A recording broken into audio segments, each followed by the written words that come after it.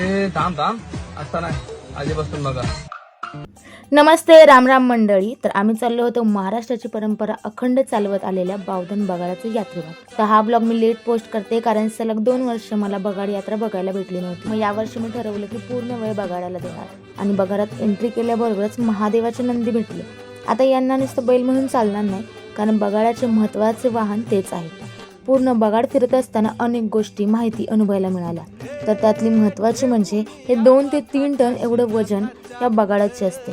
हे बगाड बघताना अंगावर कोणाच्या सुद्धा काटा येईल असे हे दृश्य आहे. 350 वर्षापूर्वी त्यापेक्षा सुद्धा जास्त अगोदरपासून ही परंपरा चालली आणि नवीन पिढी ही खूप हौसेने ही परंपरा अजूनपर्यंत जपून ठेवत आहे आणि पुढे सुद्धा जपत राहतील.